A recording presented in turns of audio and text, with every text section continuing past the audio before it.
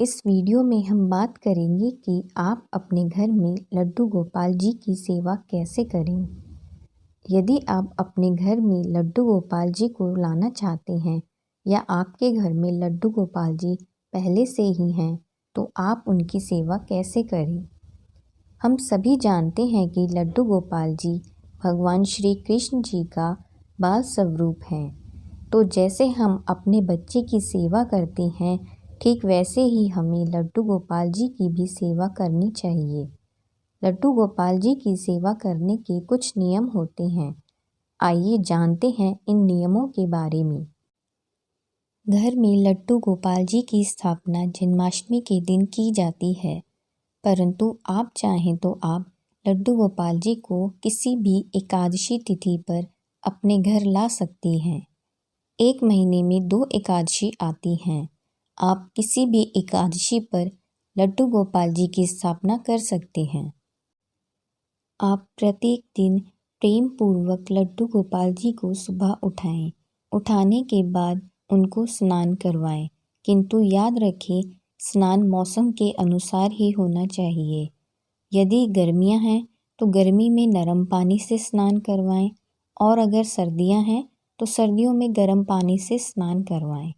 आप स्नान करवाने से पहले इत्र मालिश भी लड्डू गोपाल जी को कर सकते हैं।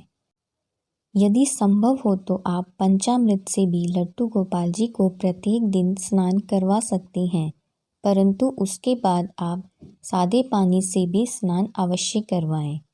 स्नान के लिए आप दक्षिणावर्ती शंख या चम्मच, कटोरी आदि का प्रयोग कर सकते हैं। स्नान के बाद स्वच्छ कपड़े या छोटे टॉवल से लड्डू गोपाल जी का शरीर पोंछिए, फिर उसके बाद उन्हें कपड़े पहनाइए। लेकिन याद रहे आप कपड़े भी मौसम के अनुसार ही पहनाइए। गर्मियों में मलमल या कॉटन के कपड़े, सर्दियों में वूलन कपड़े, और जन्मदिन के दिन या किसी त्यौहार पर आप उन्हें नए कपड़े पहना सकते हैं। जिस प्रकार आप अपने घर के सदस्य का ध्यान रखते हैं, उन्हें भोजन करवाते हैं, उसी प्रकार आप लड्डू गोपाल जी को भी भोजन करवाइए। उनके भोजन का ध्यान अवश्य रखिए। भोजन के अतिरिक्त सुबह का नाश्ता, शाम का नाश्ता आदि का भी ध्यान रखिए।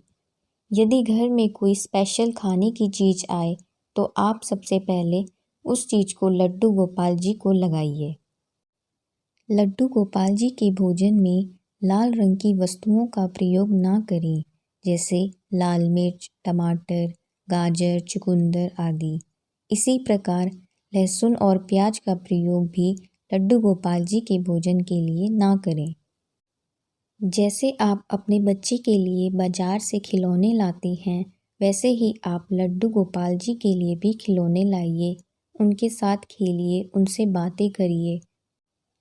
रात में आप उन्हें प्रेम पूर्वक ही सुलाइए, जैसे आप अपने बच्चे को सुलाते हैं। उन्हें लोरी सुनाइए और थपथपाइए।